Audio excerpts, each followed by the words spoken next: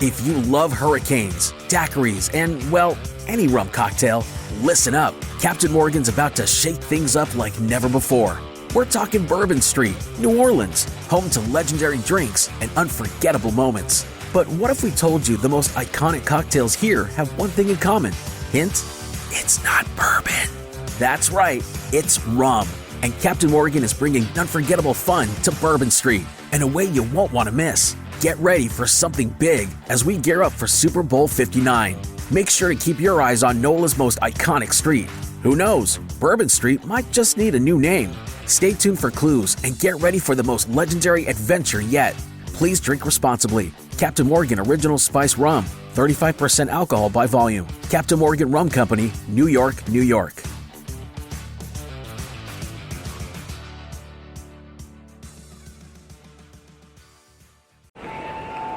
Ladies and gentlemen, we are now boarding Group A. Please have your boarding passes ready to scan. If your phone is cracked, old, or was chewed up by your Chihuahua travel companion, please refrain from holding up the line.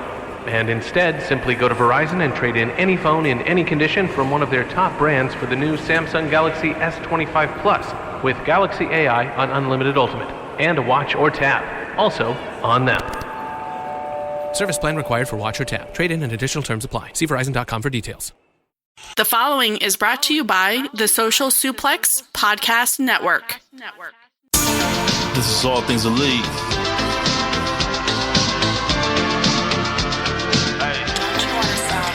Welcome back to All Things Elite. Load up the pod, man, it's on when we speak.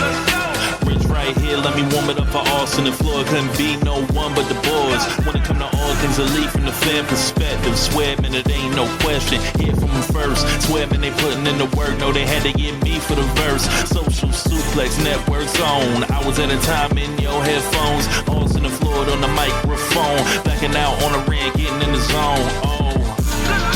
Pulling up the show, give it 7 stars, you already know. Who else could it be but the show with the proclivity for positivity? I'm gone.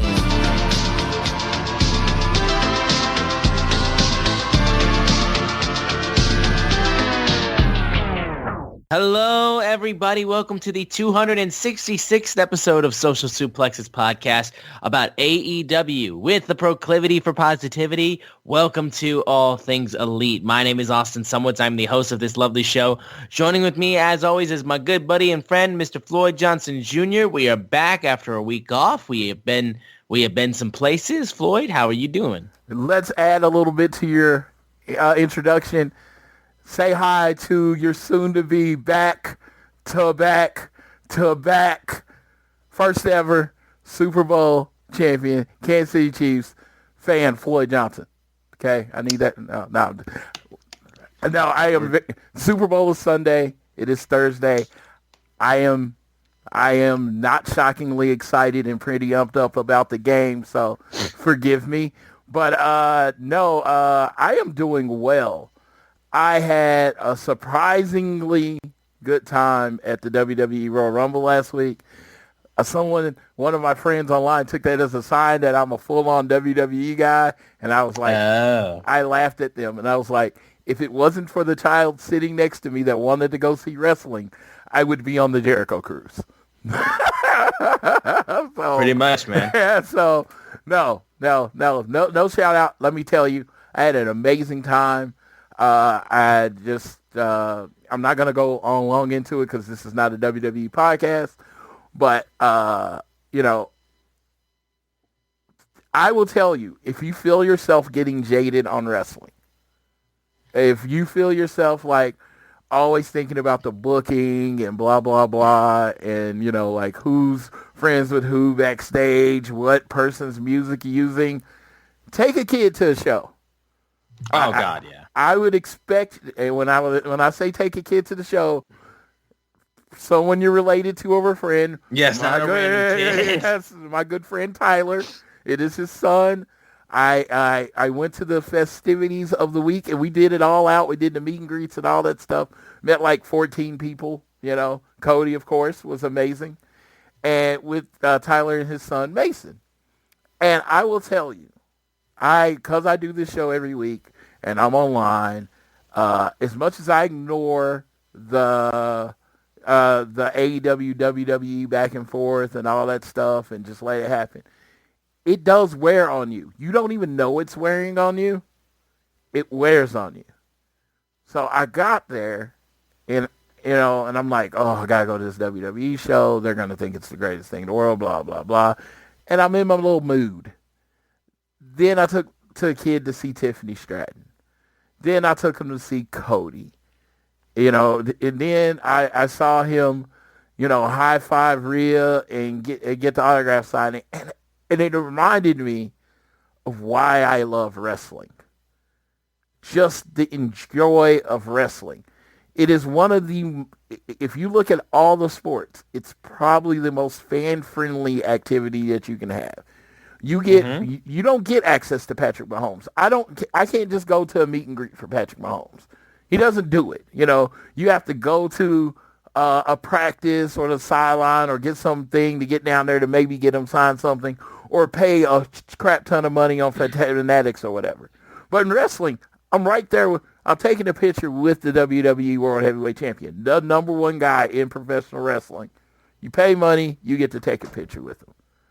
You didn't get to do that. I did that with Rhea Ripley, his, one of his son's favorites, and Tiffany Stratton, and all those people. And you just see the joy on his face. And he doesn't care if they get along in the back. He doesn't care about their long-term booking. He doesn't care about all that stuff.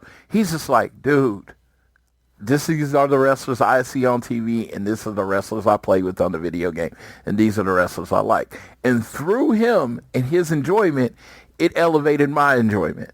And then I went into the Royal Rumble, and because I'm with the kid, I can't be like, oh my God, I can't, the booking. I'm trying to let the kid enjoy himself. So I have to shut the fuck up and just watch the show and comment on the show, and it's like it's real or whatever, because the kid's there, right?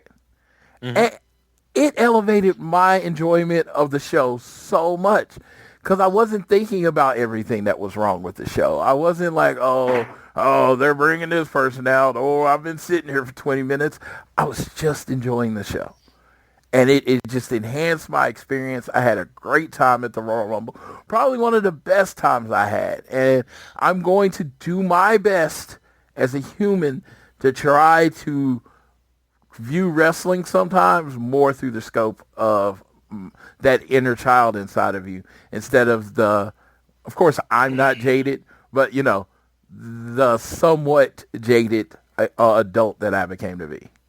Right. And again too, it's like that's the thing, and it works especially too for a Rumble, because that, like, regardless of who wins, who loses, if you're angry about who won or if you're happy about who won, the Rumble, I think, is the last wrestling event in terms of, like, just overall, like, match types where, like, people are just excited to see who the hell shows up, which that's the you don't care about booking or anything like that. You just want to know who's going to come out next. It's simple and it's easy for people to just, like, go back to how they acted when they first became wrestling fans. So it was crazy. So they did 29 in a man, and we knew it was Logan Paul. Logan Paul was in the Rumble, and he hadn't got announced. We knew it was Logan Paul. This guy behind us, like, everyone knows it's going to be The Rock. Oh, that guy must have been pissed. Me and Tyler just kind of turned around and stared at him like, everyone knows it's going to be Logan Paul. What are you doing? Logan Paul's not getting bumped. No, that was funny. And then AJ Lee was the girl on the women's side. AJ Lee. And trust me, I knew that. I saw, as a Punk guy, I saw so many people tweeting about that, and I'm like, you poor fools are setting yourself up for disappointment. AJ Lee and Jade Cargill. I don't think AJ's ever coming back. I'm not a person that ever says never, but dude, the amount of money, at least not as a wrestler. She might make an appearance, but she'll never come back to wrestle. Okay, so the reason I saved this for this is so I can tell you my I Show Speed story. Yes. So I don't YouTube or anything like that. I don't know who this man is other than the appearance that he made on WWE, right? Yep. So, okay. So I get in the airport, and I'm standing in line, and this is shout out to Tammy because she's like, maybe you'll see some wrestlers. I was like, I'm not leaving until later in the day, so I'm probably not going to see any wrestlers. As soon as I'm in security, I look across, Jimmy Uso, Big E, his girlfriend, and Naomi. Hey, so there you go. We get through, and I'm walking to my area, and then I think we see Santos Escobar and Elektra Lopez. Devon Dudley was there. So I go back into my seat, and there's these guys. They're going on my plane. They're wearing wrestling stuff. I was like, oh, I guess this is the wrestling plane. So we start talking about wrestling, and the guy, I saw a guy with the Jey Uso. I was like, how excited are you? He's like, I didn't think he was going to win. And I was like, oh, man, that's really awesome. You know, you got to see him win. And like, got to see your guy win. He was like, who did you want to win? I was like, I was happy with Jey Uso winning because I literally wanted it to be anybody but Punk. And this guy looked at me, and he's like, what? I was like, yeah, anybody but him. And I was like, let me tell you how anybody but him is. You know the speed guy that came in? I'd rather the speed guy win than CM Punk. And he looks at me, that's insane. That's just crazy talk. I'm like, hey, I'd rather the speed guy win. I could not pick that man out of a lineup. I'd rather the speed guy win. So we talk about wrestling for a while, and then I put my headset on. I think I was talking to JR, and I'm looking down, right? Yeah. And I look up, and it's 2 spots for me, and he's been there the whole time. There's this guy with this hoodie on. He has the hoodie on. He has like a ski mask up to his chin and then sunglasses. And he was African-American. I was just like, I'm looking across the aisle, and I see Jimmy and Naomi just sitting there not being bothered. I've seen Devon Dudley, all these wrestlers who in my world are famous, not being bothered by anybody other than the wave every now and then. So I'm like, who the fuck is this dude? And I see his nose, and I was like, I don't know. I was like, and then he gets up, and I see his size, and I was like, is that I think it may be the I Show Speed dude. I'm talking to JR on the phone. I think it might be the I Show Speed dude. And because he stood up and he was short, right? And I was like, whatever, but he's covered up, and it's just weird. And I was like, is he that much more famous than wrestlers? And JR was like, I don't know, I guess to younger people. So these little kids who happened to hear my conversation come up, he's like, yeah, that was I Show Speed. He was, we came in with him on the airport, and they let him just pull down his mask because apparently people attack him, accost him, or whatever when they know who he is. And I was like, so that was him? They were like, yeah. So think about this. I'm glad no one asked me about how I felt about him, because this man that I just commented on was 5 feet away from me. Yeah, that's you maybe dodged the bullet there. I mean, and he had four security guards that looked like way more in shape versions of me as far as size. But yes, at least I said I wanted him to win. I didn't say, there you go. I didn't say he was a wasted spot or anything. But the dude is like, that's ridiculous. He actually got up. He kind of said something bad about him. I was like, but I laughed because I even said it. He could have not had his mask on or anything like that and been sitting next to me, and I wouldn't have known who he was. That doesn't surprise me. Like I said, I'm old. And I at one point I said, I wouldn't know who he is if he walked past me. I'm old. I'm not his audience. I also said that where he could hear it. Which, yeah, statistically it's true, right? Oh yeah, no question. I mean, like I said, if he's doing his content to satisfy a 43-year-old man, yeah, his viewership will be way further down than it is or whatever. Yeah, pretty much. So yeah. That's hysterical, though. Yeah. Yeah, so while Floyd was at the Royal Rumble, I was on the Jericho Cruise 6 on the beach, my first time ever being on it. Floyd has been on it a couple times, right? No, once. Just the once? Okay. Third time, so COVID. Okay, gotcha. Yeah. The one right before COVID or the COVID one? The COVID one, yes. Oh, okay, gotcha. Yeah, so we got to do that for the first time. That shit was crazy, like absolutely wild. I could go on and on about that whole trip, but I will just say it was so much fun. We're going to save it to the end of the show, and then I want the whole, like... We'll get into we'll get into the stuff. That way, when we're done with the AEW stuff, we'll say, hey, we're done with the AEW stuff, and if you want to hear about the Jericho Cruise, stay with us, because it'll be a good time. But we got a lot to get into. Obviously, we just we're back after being gone from last week, so we're going to get into AEW Dynamite from this week, and we know when Collision Grand Slam is going to air too, so that's our big news of the week. So we're going to get into all AEW stuff this week. Before we get into everything, though, we want you guys to continue to download this show on whether it's Apple Podcasts, YouTube Music, Spotify, whatever it is. Give us a share with your friends, family, coworkers, whoever you wish. Turn automatic downloads on. Rate, review, subscribe. Don't miss a single episode. And follow us on Twitter at ATElitePod. You can also follow at Social Suplex, who make this show possible. Check out all the other shows they have on their network. I am at Austin Sumowitz, SZUMOWICZ. And Floyd is at Floyd Johnson Jr. on Twitter. And yeah, like I just said, the big news of the week right now is we have an official date for AEW Collision Grand Slam. Of course, we know AEW Dynamite Grand Slam will be airing in a short time. Right now, we know that that date for that show is going to be, it's going to be on Grand Slam Australia, February 15th. That'll be airing right after the NBA All-Star action. So it's not an exact time. So as soon as the dunk contest is over, soon as Ronnie James Jr. wins the dunk contest, Matt McClung gonna win it again. I was about to say, I don't even think Johnny James Jr. is in it. I was just joking.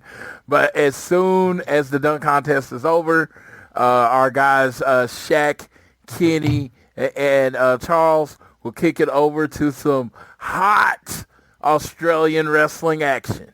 Yes, absolutely. But now we know the date for AEW Collision Grand Slam as well. If you want to go ahead and let the people know when that'll be. No, that was what I was talking about.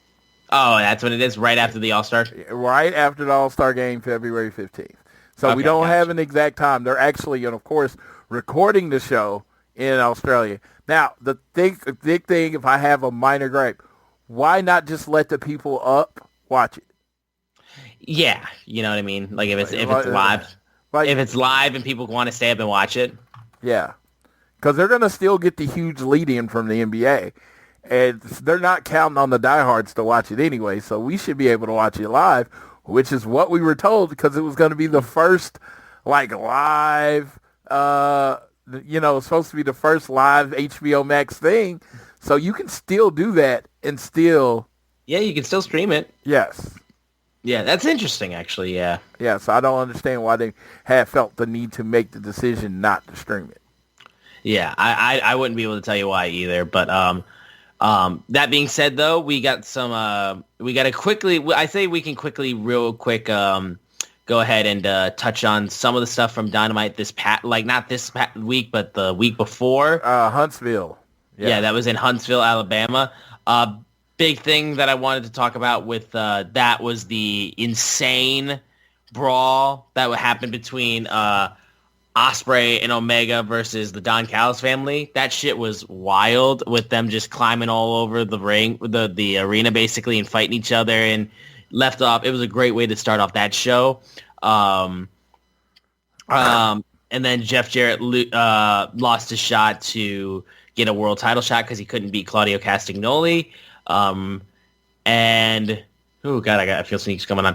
And then the match between I would think honestly, if we chose a week, I would say to miss a week of All Things Elite. This wasn't the worst one to miss. I will say there wasn't too much happening in that. I was gonna say I just didn't have a lot to say about it. Like Ricochet, Will Ospreay and Brian Cage had a good match. Yeah. We got more from Powerhouse Hobbs and Big Bill. Let's see, Ricochet and AR Fox had an all right match. They were a good match, yeah. And then you had the New York Minute, which I think that's a great way to present Jericho. Jay White and Willa Yuta. I'm going through the thing. And then the announcement of FTR versus the Death Riders in a Mid-South Street fight on Collision. So we got the vignette for the Guns, which I was very happy about. I feel like they're listening. to the show. Because literally all the things that I have brought up that they needed to bring back over the last 3 months have somehow been more focused recently. Yeah. I don't know why, but I just feel like it. Then we had Mercedes Moné versus Yuka Sakazaki, which was a good match, not a great match. It was all right. Yeah, and so I'm going to throw one out there since I know they listening. It's time to bring Britt back. And I don't Yes. want attempting to be nice, Britt. I want the bitch, Britt. The bitch is back. I want the original knocking Kazaki's teeth out and then putting her in a submission move, Britt. I think that Britt, as a quote-unquote bad guy Britt, would be the perfect person to go after, let's say, a Willow, or if you want to lean Mercedes more face, someone to go after that. I just think, why have Britt? Why have somebody apparently physically able to perform and not use her? So, yeah. Pretty much. In terms of the collision that just happened this past week, which was pre-recorded, obviously, because, it was during the Jericho Cruise and Jericho was on it, as well as people that were on the cruise. I did enjoy Brian Keith and Jericho going up against the Outrunners. I thought that was an entertaining match. Toni Storm and Mariah May have had great promos this past week, where Mariah May had a great promo on Dynamite last week. Toni Storm responded with a great promo of her own on Collision. My fucking girl, Harley Cameron, gets her first ever win on television. She beats Taya Valkyrie on Collision. She's losing her shit. I was so happy about that. And it was amazing because I saw her pick up a couple wins actually on the Jericho Cruise, which was nice to see.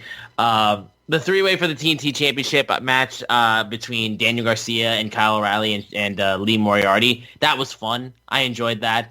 And then, of course, the show ended with FTR versus the Death Riders in the Mid-South Street fight, which, Floyd, Dude, that was right down old Floyd's alley. And when they hit the spike pile driver through the table, that reminded me of what FTR is. I'm like, again, they've been getting cheered a long time, and I understand it, but I feel like that switch is going to flip sooner rather than later, and we're going to get my boys back to the way they used to be. But I am really enjoying this run with Copeland just because they're on TV so much and they matter. And like I said, this was the fight and the pliers on the balls. I was like, that's some good old wrestling. Yeah. No, that was fun. That was really, like I said, it was a fun collision. I felt like if you wanted to check out some of the highlights, you definitely can too, because it was a lot of fun. We'll move over now to Dynamite from Atlanta, Georgia, which opened up with Renee Paquette interviewing Jay White and how he's had to deal with the Death Riders and how he's been getting some help from FTR and Adam Copeland. They've had to team up because of the numbers game, and that's when the Death Riders slowly walk outside and they jump Switchblade, and that's when both factions are fighting outside. The thing that people have loved the most was the fact that Marina Shafir picks up Renee Paquette and just moves her, just gets her out of harm's way, which was very funny and honestly a nice little touch. They fought their way up to the ring. They're beating the hell out of each other. Copeland gets on microphone and screams, how about you and me one-on-one for the AEW World Championship at Revolution? To which Mox said, you deserve nothing, you get nothing. Your answer is no. And that's when Jay White then decides, how about this? Jon Moxley and Claudio versus Copeland and me in a Brisbane brawl at Grand Slam. And that one he did. See, all he had to do was make it a no-rules match, and Moxley would have accepted it. It's just because it was a straight-up title match. He was like, nah, there needs to be some bullshit garbage wrestling in there for me to be able to want to do this. So, somebody's got to bleed for Moxley. Someone's got to bleed, yeah. Otherwise, why does he have to show? There's no reason for him to show up. Yeah, somebody's got to bleed. Yeah. This was... Excuse me. This is a fun opening. Reminded me a lot of a couple weeks ago when you had Ospreay and Omega fighting off the Don Callis family, and they were climbing everywhere and everything like that. That from a couple weeks ago. That reminded me of that, how that show opened up. I thought this was maybe a little bit lesser of that, but at the same time, it was still entertaining. I thought it was a really strong show opening, and it gives you the exciting, jolt that I think you look for on AEW. Dude, this is Dynamite to me. I thought this Dynamite was like what we remember Dynamite being. Like if I was going to do a knee-jerk reaction, I'd be like, Dynamite is back. because this was very old school Dynamite. It started with a lot of action, and it felt like everything in the show, every segment in the show mattered and was interesting. Like, I am not the biggest fan of the Death Riders thing, but this was a very entertaining way to introduce them and to have them on the show. Yeah. We then move on to Will Ospreay having to challenge a member of the Don Callis family who we didn't know who the opponent was leading up to it, and that's when Don Callis said the opponent would be the Ospreay killer, Mark Davis. So I was shocked. I knew this was going to be Trent with the question mark. I don't know if he's cleared or whatever. I was like, oh, because Trent was in the Don Callis family before he got hurt. So I figured it would just be him coming back. Then they did Mark Davis, and I was like, oh, that makes sense. Because Mark Davis is in this weird position, right? So he is technically a part of the three-man group with Will Ospreay, and they were all in United Empire, right? United Empire, yeah, that's what they were. They were in that group, right? And so he was in the Aussie Open, and of course he was in Aussie Open. He was the older guy. Kyle Fletcher was the future of the group, and then unfortunately he got hurt. So Kyle Fletcher took this time and exploded and became, like the future of AEW, Kyle Fletcher, and he's been teaming up with Takeshita. And then Will Ospreay has been teaming up with Kenny Omega on the side. Who was the odd man left out? Mark Davis. At this point, it was either put Mark Davis with one of the sides of the group or basically release him, because what else do you have to do with him? So I thought this was the perfect placement for him, a big old dude to do Don Callis' bidding, and it was written into the match that him and Callis still don't like each other. So if you ever want to do the eventual turn, it actually makes sense. Yeah, I mean, I get that. I personally was like, I was surprised by it big time. I was not expecting that to be the outcome in the slightest bit.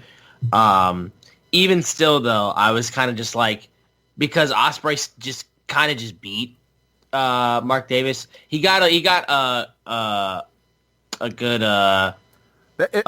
They made it a fluke because it was like he got distracted by the referee fixing the turnbuckle, and while he was turned around, Ospreay hit him with the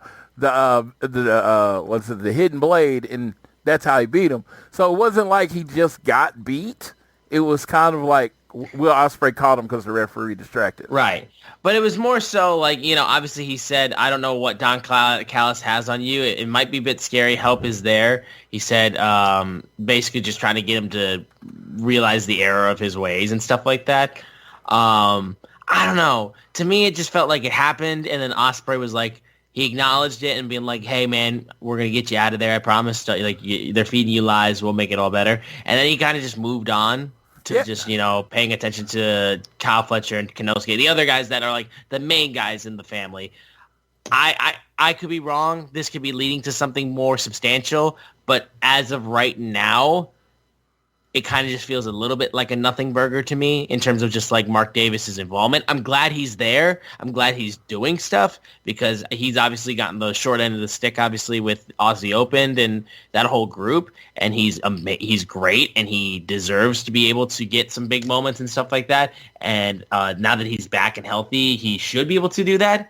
But I don't know. I'm just kind of left wanting something more substantial, like some more meat on the bone.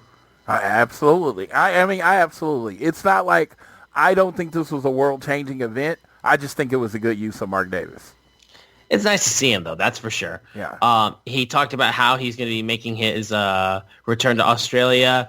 Kyle Fletcher, Kenosuke Takeshita comes out, and that's when Kenny Omega proceeds to come down to the ring, and he proceeds to talk about how I suggest you guys get ready for next week at Grand Slam because it'll be Ospreay Omega versus Fletcher and Takeshita.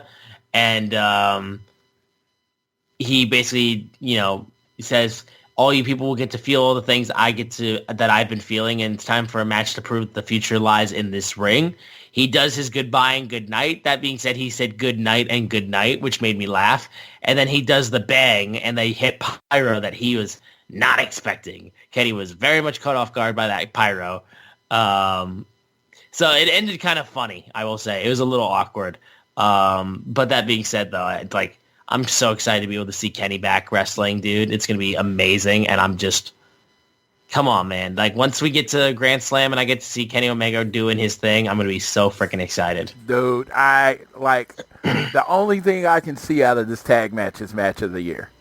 I'm like, you don't just have 4 great wrestlers. You have 4 of the best wrestlers in the company.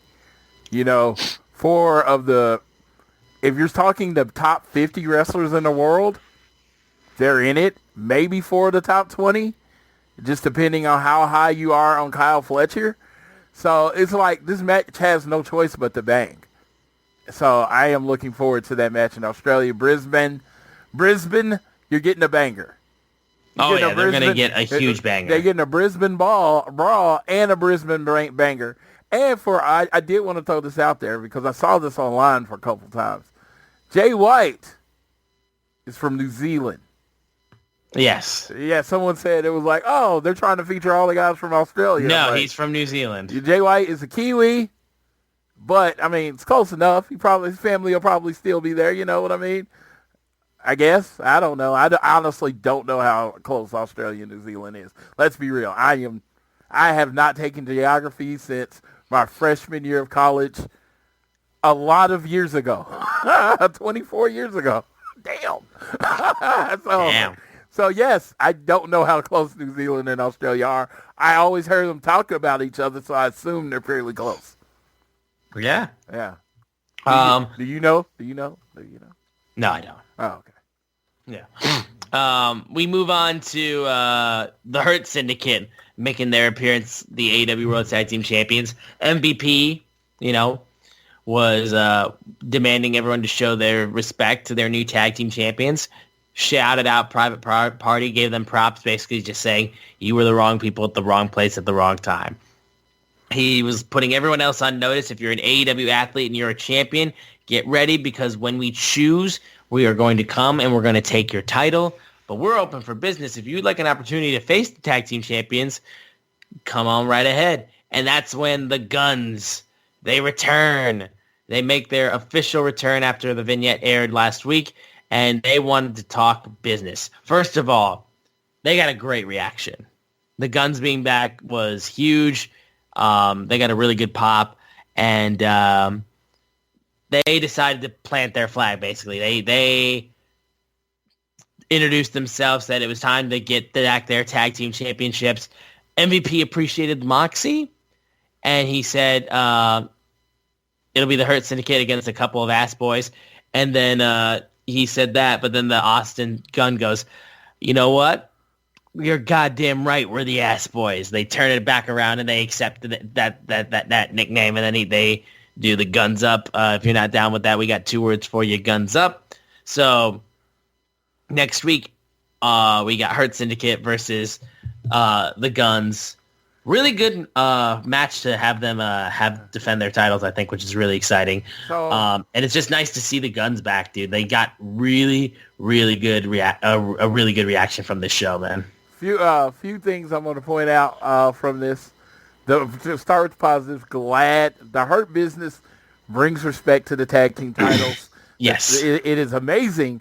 After you win the tag team titles, then the next week, you're actually on the show. That's crazy. How does that work? Wow. And then you're like, whoa, you're going to defend the titles on the next week's show. Oh, my God.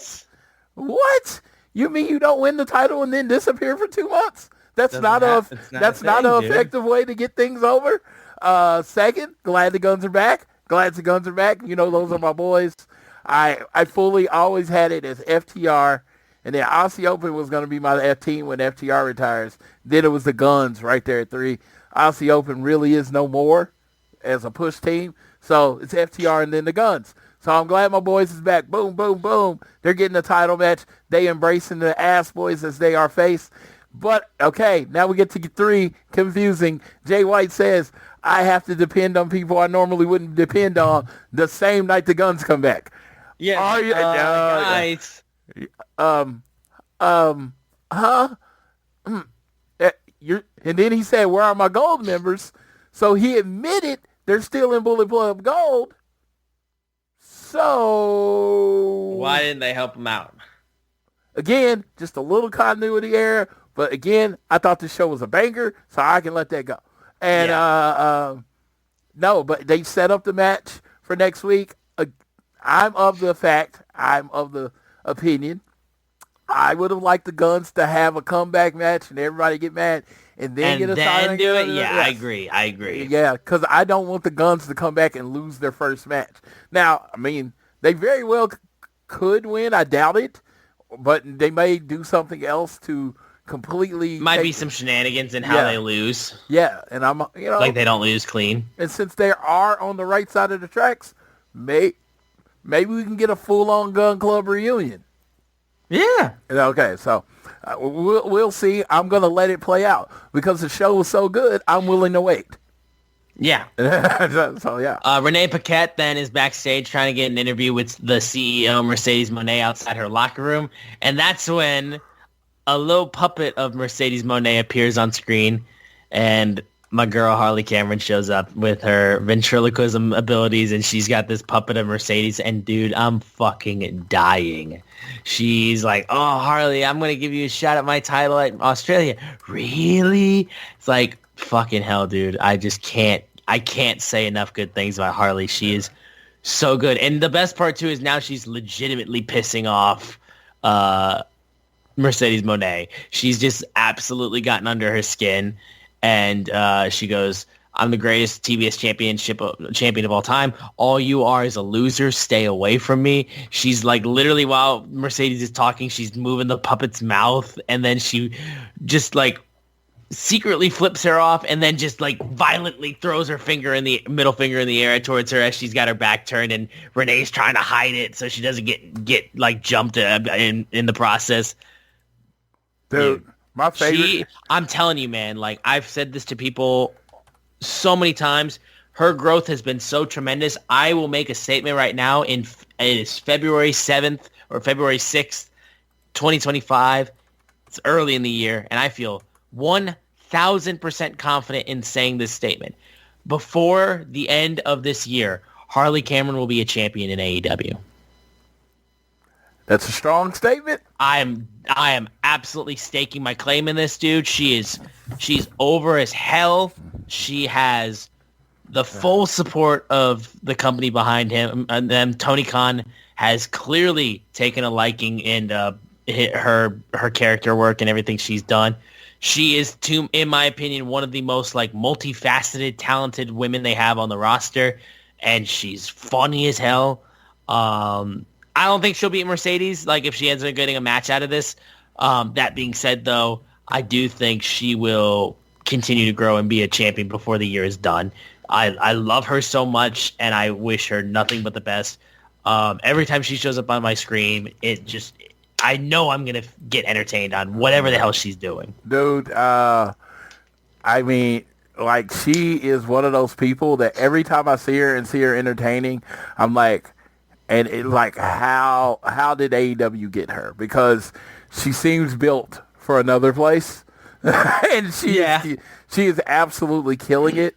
She's entertaining. I think, there's another person you want to give credit for Harley's rise is Renee.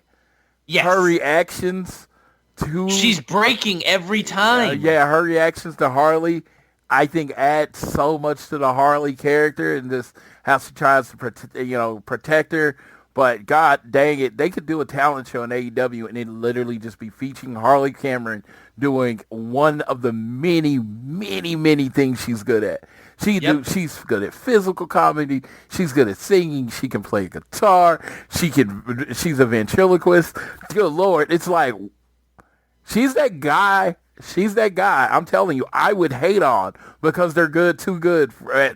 You're just too good at too many things, okay? Yeah. You can't be attractive, an excellent athlete, can sing, and fuck you. You get one thing. She's a lab creation. I refuse to believe that she's legitimately a human. Like how is she able to do this? And again, I do think that her wrestling has gotten better and better. Like is she the best women's wrestler on the roster? No, I don't think I think that's a fair statement to make. I don't think that's her.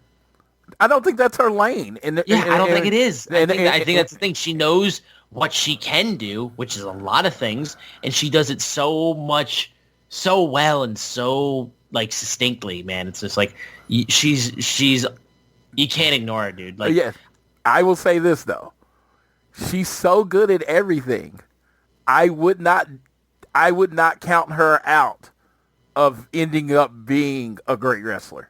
Oh, she can absolutely do it. Because she's so good at everything. Yeah, she, like I said, she gets better and better every single time she gets in the ring. And I think, like I said, I think she's going to be a champion before the year is done. And being a champion means having better matches. So I would not be surprised if her wrestling gets to the level where she has, really good women's matches, dude. I mean, she's going to be great. Like I said, she's already great, and I know we haven't even reached the peak yet, is what I'm saying. And if you don't like Harley Cameron, you can shut the fuck up. Dude, I mean, she's even the grumpiest grump guys that I know as far as wrestling, they have this soft spot for Harley Cameron. She's, oh, well, I don't like that kind of stuff, but I'm okay when Harley does it, kind of thing. Oh, and again, too, you could see the people being a little bit what the fuck is she doing when she was teaming with Saraya and all that kind of stuff. Even that early on, I was she's, doing some things that does not happen in AEW, and she's doing it well. I'm if she sticks to this, I think she's going to win people over, and I'm seeing her win more and more people over as time progresses. Absolutely. So we move on. There's a backstage interview with Hangman Adam Page, who is just screaming, "Do not ask me about Swerve Strickland." And they asked him about CD and making him retire, and he said CD overstepped. He accepted a death match with the Hangman. I did what I said I'd do, and he'll never wrestle again because of that. Max Caster then shows up being can we wrap this up? I got to do my thing, hey. And he's like, are you fucking kidding me? And that's when he's like, oh, you know what? I'll just step out. And then Hangman's like, no, let's finish this conversation. And then he just chases off Max Caster. I like the way Max is just so oblivious to how stupid he is, calling himself best wrestler alive and doing all this dumb shit. It's honestly pretty entertaining. And Hangman just being this man that's just he's a man possessed. And it was a funny little thing right there. And again, Hangman's trying to deny that he was showing a little bit of remorse for what he did to CD or anything like that. And again, how Swerve is still this cloud over his head. It's still just really good character work from Hangman. Dude, we are going to get a Swerve and Hangman tag team at some point. At some point. And we are going to celebrate. We're going to celebrate. We are. We then have a tag match between the Hounds of Hell, Brody King and Buddy Matthews, facing off against the international champion Konosuke Takeshita and Kyle Fletcher. Holy shit. What a match this was, dude. This match was really, really, really, really, really, really fucking good. Dude, these guys are wrestling their ass off, and just so many good moments in this match too. Buddy Matthews again continues to just be a beast, and with him literally stepping to Okada earlier last week is a big thing, and they showed the video pack of the little clip of it as well. Dude, it's just they all wrestled so fucking good. And this is the reminder that we have to throw out there sometimes. You can get over and lose. Yes. The House of the Hellhounds, or House of Hounds, Hounds of Hell. Okay, there you go. Thank you. Hounds of Hell looked really good in this match. Buddy Murphy looked like a actual good challenger for Okada. And then, you know what? Brody King lost, but you know what? It took a lot to take him down. And it's just losses, unfortunately, losses don't hurt Brody King. He is just, he's just loved. So I thought this match was great. It did what it was supposed to. I was actually questioning the match going into it. I'm like, why would you want Brody and Buddy to take a loss this early after kind of being reestablished as this new group, right? Right. And then they put on the match, and I was like, yeah, that didn't hurt him. I was shut up, Floyd. Shut up, Floyd. And again, it made Takeshita is still just this force, and Kyle Fletcher continues to be just a guy that's just grows and grows and grows in popularity and everything like that. I just love too how much Buddy Matthews was just like wrestling his ass off. Like, I mean, seriously, like so much good stuff from him, and it makes me so excited for when he's going to challenge for the Continental Championship. Buddy Matthews is AEW. He is a guy that isn't, I'm not going to say bad on the mic. He doesn't talk a lot. So he's not going to really get over on the mic. But his presentation and his in-ring work are what makes him great, right? And it's just like, this is the perfect company for someone like Buddy Matthews. I think he would excel anywhere. I'm not saying it's only, but when it comes to what company is going to get the best use out of Buddy Matthews' talents the way they are right now, it is great that he is in AEW. For sure. We then have Samoa Joe and Hook walking backstage, and they had an altercation with Nick Wayne and Kip Sabian last week, and with Christian, the patriarchy, basically. They walk into their Christian Cage's locker room looking for him, and then basically goes, okay, we'll just leave a message for Christian Cage, and they beat the living shit out of Kip and Nick, and then he goes, tell your daddy I said hi. Christian was hiding, and then proceeds to burst in and be like, what happened? What happened, guys? What happened? And then just shoves the camera out of the way. They didn't find Christian. They found Kip Sabian and Nick Wayne and made him pay for it. Best presentation. This is the best presentation of Samoa Joe and Hook. They're just talking, and then he uses his line. He said, don't use my stuff against me. He's like... Yeah. No, I love how... Because they were doing this before Joe left to go do... Be Sweet Tooth. They were doing this before that, and it was entertaining back then, too. So I just love how they're just walking and just, talking shit, and then they just proceed to, when push comes to shove, these guys will beat your ass. Yes, and that's all they like, let's go in and throw hands. And I think this helps with Hook, because honestly, right now, and I will tell anybody, it really does take years to develop who you are as a wrestler. Develop who you are as a wrestler. So that's where Hook is right now.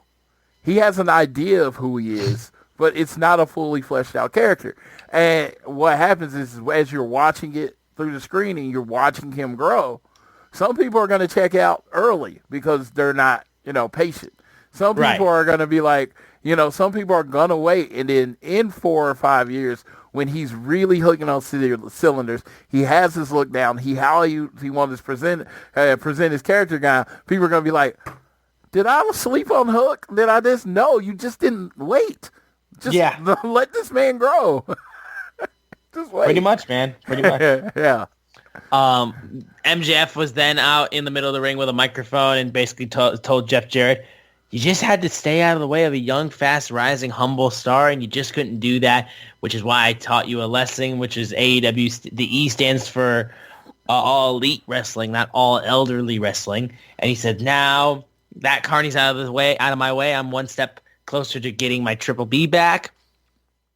Max Caster then runs into the ring, basically being like, Hangman. And that's when Hangman runs into the ring. Caster runs through the fans, and then once again, Hangman and MJF have this momentary standoff up for a moment.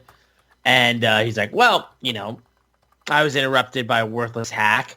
And that's when he gets interrupted again, this time by the natural Dustin Rhodes. And Dustin immediately tells him to shut his mouth. And he says, all you do is degrade everyone in the back. You talk about people who aren't even here anymore, like my friend Owen Hart.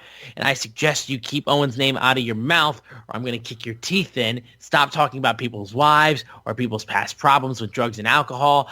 I had those problems, and I crawled out of hell. And I know, Max, that you are not the devil.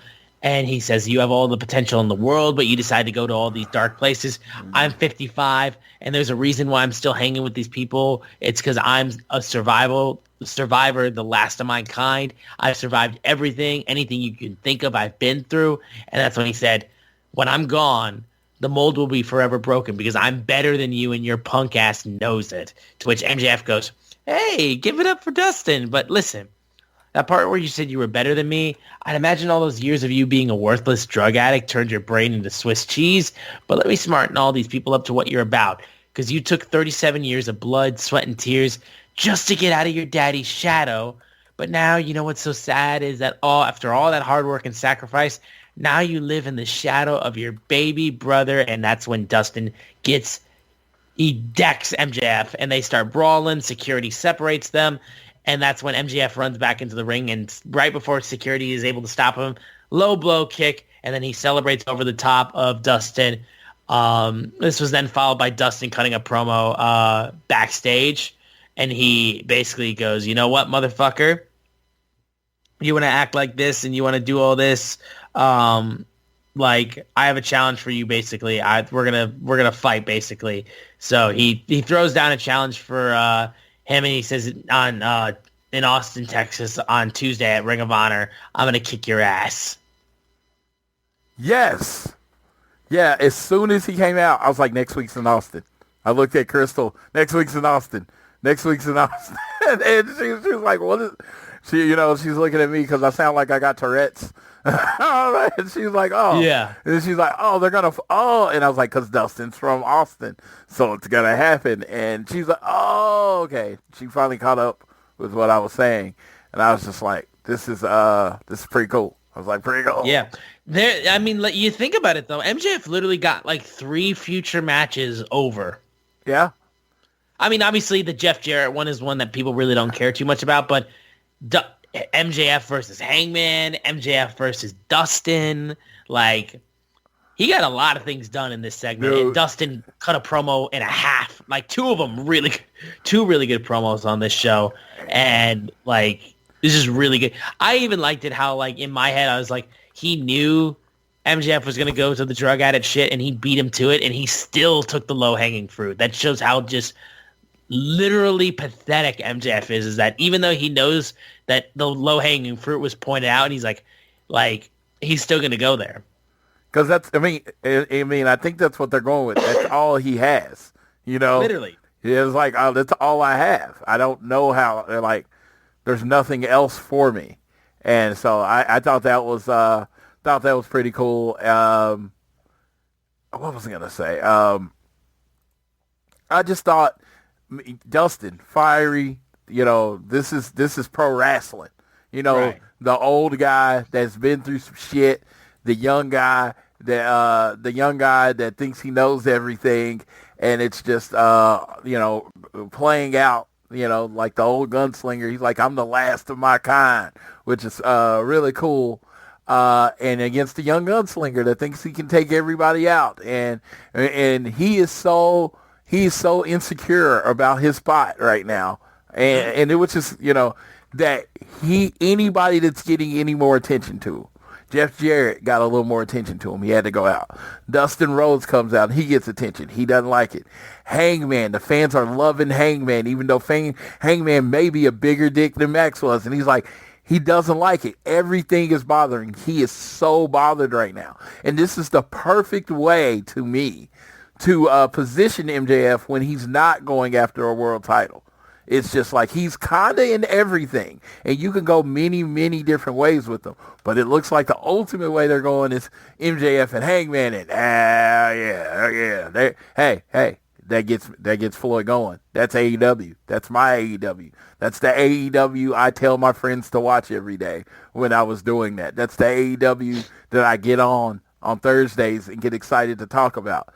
That's what they're about to try to present. And like I said a few weeks ago, I said I saw the inkling, the little bit of a shift, a turn in what they're presenting.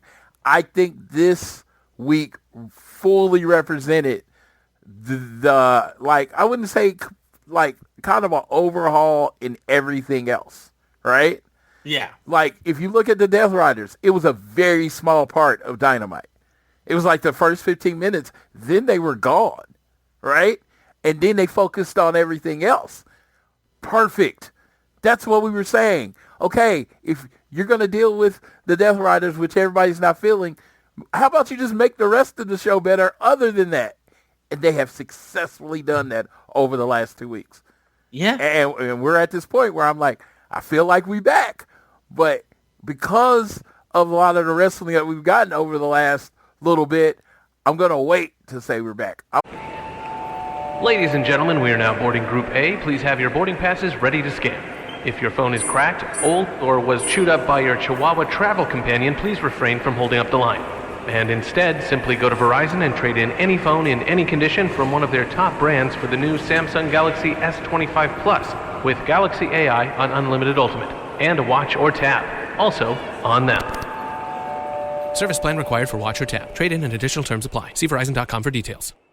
Why choose a Sleep Number smart bed? Can I make my side softer? Can I make my side firmer? Can we sleep cooler? Sleep Number does that. Cools up to 8 times faster and lets you choose your ideal comfort on either side. Your Sleep Number setting. And now save 50% on the new Sleep Number limited edition smart bed. Plus free home delivery when you add a base. Ends Monday. Exclusively at a Sleep Number store near you. Learn more at sleepnumber.com. I'm going to hold off, but it feels like we're back. Yes. and that continued, I will say, into the next segment, which was Timeless Toni Storm facing off against Queen Aminata with the AEW Women's World Champion Mariah May on commentary. After Mariah comes out to the ring, out to the entrance ramp, out of nowhere, you have Justin Roberts with a piece of paper in his hand. And he goes, "Ladies and gentlemen, playing the role of the glamour Mariah May, Timeless Toni Storm." Mariah's entrance music plays again, and Toni Storm, in full character, is dressed up like Mariah May, has her gear on, has blonde extensions attached to her hair, and Mariah is fucking furious. She is seething and absolutely offended as Toni Storm has gone the full 180 after Mariah was pretending to be Toni Storm and dressing up as her and coming out in her old entrance music and playing the role of Toni Storm. Now Toni Storm playing the role of Mariah May, and she's doing her mannerisms and doing all this type of stuff. It added intrigue to a match that, like, I like Queen Aminata. She's not there yet, but it added to a match that, like, you know, people knew the outcome to. It made it more entertaining because of what was being done in the match itself, building towards the eventual battle we're going to have with Mariah and Toni Storm. I loved her hitting the Storm Zero and then proceeding to stare down Mariah as she hits the Mayday to get the pin. And then she gets on mic and gets interviewed and goes, "I'm the woman from hell, and I stand on the neck of every woman in this division. There's not a woman alive who can touch me." And she says all this stuff and just continues to needle. And Mariah gets on the ring apron, but eventually she just decides, nah. And she's like, You'll get it at Grand Slam, and she walks away as Toni is just posing and continuing to act her ass off. Oh, this is the best feud going. Oh, it's so fucking good. I love this segment. I love the match itself. I thought was solid. I thought Queen Aminata had a really good performance. I know she did not get much focus in this because of the building that was happening with Mariah versus Toni. She did do a good job in this match, I will say that, and she's gonna continue to get better too. I'm excited to see her growth. But man, having her dress up as Mariah too was just so fucking funny. It was like such a good way, and Mariah's just pissed about it. She was pissed on commentary. She's still pissed on social media. She can't stop like attacking people who bring it up towards her on Twitter and stuff like that. Like, it was awesome just to see her really, after the promo that she cut last week, she's now just like, she's so irate right now. And she just wants to get her hands on Toni now too. So, like, it's going to be exciting. Okay, I want this Toni Storm all year. Yeah. I want Toni as Harley. I want Toni as the Outrunners. I want Toni to come out, like, with a skull cap on and be Dax. And I want it all. I thought this was brilliantly done. They look remarkably alike. I mean, there is one area where there is an obvious difference, and I'm going to let everybody else fill in that blank. I believe everyone knows what I'm talking about. but in everywhere else, they look pretty much the same. So it's very confusing. Like if you're not, I remember when Mariah came out in the Toni Storm gear, and it was like, I was sitting farther away, and I was like, God damn it, they had me for a second. And then it ended up being Mariah May. And now with this one, it was like, okay, this is good. This is good shit. This is good shit. I feel like this is going to have to end eventually. I don't know who's going to win in Australia, but this is going to have to end in a woman versus woman, like Texas death match, unsanctioned match, one of the super violent blow-off matches, because the storyline has been done perfectly over the last year, or almost 2 years at this point. Over this long period of time, this has been done well, and it needs something extra violent to end it when it eventually ends. Oh, God, yeah. Absolutely. Yeah. It just feels like one of those matches that has to build towards a violent conclusion. Yes, absolutely. We have another New York Minute with the Ring of Honor champion, Chris Jericho, where he's actually live in front of the crowd doing the New York Minute for the first time. And he talks about Bandito. He's like, I don't know why you decided to turn yourself into a wanted man, because no one really wants you here in AEW, as he says that with the crowd, who is literally like, Chris Jericho has go away heat, fuck off. But he's like, since you did, I'm going to turn this into a teachable moment, because there's apparently a $100,000 bounty on your head. Since I'm here with an actual bounty hunter, I'm going to double this and make it $200,000, Ryan Keith, if you can go on Collision and do to Bandito what Big Bill has done to Powerhouse Hobbs. And that's when Hobbs shows up and charges at Big Bill. The Outrunners had his back, and they had to be separated. They were brawling, and that's when they get into the ring, and they're fighting through everybody, and they throw each other on the announce desk.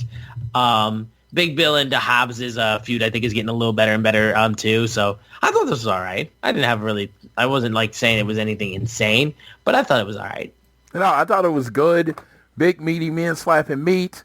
I will tell you, when they finally have their match, if I don't get at least 5 meat sessions, I'm very upset.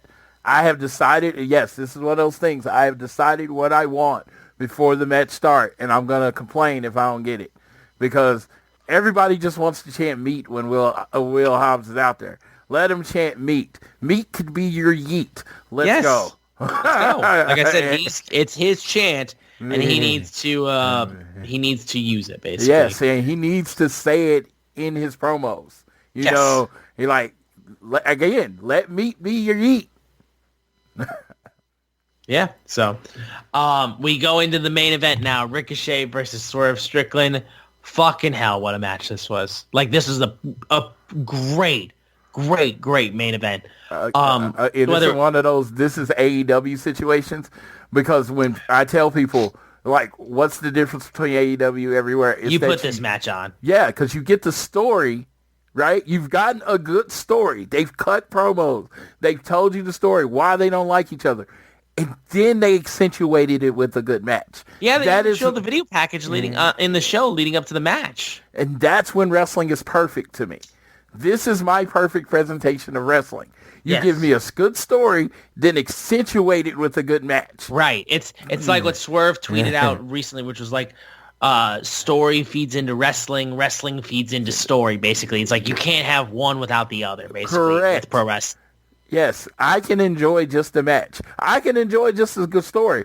But when them motherfuckers are shaking hands, man, there is nothing better on this earth. It's like with Toni Storm when she made that comment about, like, you know, people talking about cinema and all this type of stuff with wrestling. He's like, she says, go see a fucking movie. In regards to, like, story-built stuff with very little wrestling. It's like in this industry, in this format, you got to have both of them be good. And this is an instance with that. The Ricochet just being looked at as just like, you know, this less than, this like kind of just like weasel. That's just like, you know, he's same old, and all that kind of stuff.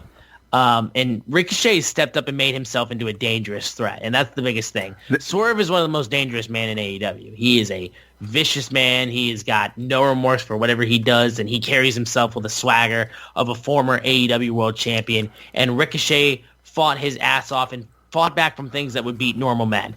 Getting powerbombed on the barricade was vicious. All while freaking West Side Gunna and some rappers were ringside for that match too, which I was like, hey, we got more rappers back at AEW. Now we're really back now that we got rappers here. That's what they do, man. And you're in Atlanta. If you're in Atlanta and you don't got one rapper at your show, your show is just dead. You know? So, yeah, dude, the Swerve. Oh, I swore he had it when he had the house call right after the Swerve Stomp, and I thought he was going to get the victory. I thought they were going to do the victory early in the match when, Ricochet jumped him and then hit him with both his finishers. I was like, oh, shit, this is how they're going to do it. And then he kicked out, and I was, like, actually shocked because it actually would have made a little, I could have made that make sense. And then there was the great moment where Swerve goes for another Swerve Stomp, but then Ricochet gets his foot up and causes his foot to go right into the lower section of Swerve and just basically low blows him with getting his feet up. And that's when he proceeds to get this, what he calls the spirit gun, cocks it, hits it, and then he proceeds to beat Swerve Strickland. And then he takes the embassy robe from Prince Nana, he throws it on, and then he just walks off with it. And like I said, Ricochet just with this level of intensity that he has now too. Like, yes. This to me, like we're at such a level of like, Ricochet was getting clowned on and all this type of stuff, and he's used it to a level where it's made himself just, we know he's fucking great. Like, he's so good at what he does. He's such a good wrestler. But character-wise, that's where people had their doubts with him. And I think he's showing you that he can take what you think he is, and he can turn it on its head. And now that he's got a huge win over Swerve, like, the sky's the limit for Ricochet in AEW. And you feel it. It was that moment, like, 3 months ago. Fans weren't feeling him all the way. They was like, where's the Ricochet? No. And I think even though they're booing, they are booing because, that's a part of the show and what they're supposed to do. But I feel like everybody's appreciating Ricochet's work right now and what he's doing. Yeah, that's the thing. He's doing exactly what he needs to do right now. Yeah, and it's changing people. And it's like, if you want to make somebody when they come into AEW, like, I saw this article that, like, Chris Jericho said everybody's in a better position after working with him. I feel like everybody's in a better position after working with Swerve. Oh yeah. Just look at it. Everybody, like, bring Lashley in. He looks dominant. They could convert him to the tag team because you know what? He beat Swerve. You bring Ricochet in. Ricochet, lukewarm. Everybody's like, where's this Ricochet that I was told he was getting? Where's the Ricochet he was told he was getting? How did you rehab Ricochet? Put him with Swerve. Hey. Like, let's say you have the Wrestler of the Year thing and you got your 5-star matches and all that kind of stuff. But it's like even next year, I think I'm going to do AEW Wrestler of the Year and MVP as two different things. You're going to have to, I feel like. Because Swerve right now is the clear MVP of AEW, even though he might not be the Wrestler of the Year. You know what I mean? Because when they need something and they need something to work, whose house? Swerve's fucking house. Yeah, and then he took the jacket, so this shit's not over. Oh, it ain't over for a second. That right there though is the end of Dynamite, and it was a damn good show, like a really good show, universally praised. Even a few of my WWE friends that watch it every week was like, yeah, I kind of had checked out on AEW. That was the best one in a while because it was just. Again, I've been on this kick lately. Sometimes with AEW, you might have to take 2 steps backwards to what you used to be to then move forward. And I felt like last night, everyone that was presented perfectly for their role in what they were doing. Even Mark Davis. They want to use him. He's a great wrestler. He's a great in-ring performer. Having him in a group where one guy talks and all he has to do is go out there and put in matches seems to be the best place for him. And if you go through a Buddy Murphy with Okada that's building towards, an Australian on their Australian card. Then you got Harley building to a match. Another Australian on your Australia card. And it's just like you might not, you might not look at the card and be like, oh, it's whatever. But they're loading it up with the Australians, which they get to perform in their home country. So that's good. And it looks like it's on a path to basically sell out the arena. So yeah, there you go. I know they weren't stadium level yet, but let's say they get there, they put on an arena show, one that everyone's talking about, one that people in Brisbane go back and say, hey, man, you should, this AEW wrestling is good. They may be a couple years away from a stadium show. They may eventually get that stadium show. Maybe this was just a little too early for that region of the country. Yeah, I think we're on the up and up, I think, at this point. Yes, absolutely. But that, like I said, was Dynamite for this week. Collision, basically, I think everything from this week's Collision has been announced of what's happening. So you're going to get a three-way trios match between Adam Cole, Kyle O'Reilly, Roderick Strong, the Undisputed Kingdom, basically. Daniel Garcia, the TNT champion, Daddy Magic, and Cool Hand Ange. So 2.0 is back. And Shane Taylor Promotions will be in this match as well. You're going to have a match between Penelope Ford and Thunder Rosa. Kyle Fletcher takes on Mark Briscoe. We're going to have a face-to-face with Buddy Matthews and Kazuchika Okada ahead of their Continental Championship match at Grand Slam. Bandito takes on Brian Keith. Dustin Rhodes will be in action. Mariah May is going to have a glamorous exhibition match. And then Kendrick Lamar, Eat Your Heart Out. Halftime Harley in Houston. She has a concert that she will be doing on Collision. I saw this woman sing multiple times on the Jericho Cruise. Folks, when I tell you this is must-see TV, I'm not fucking lying to you.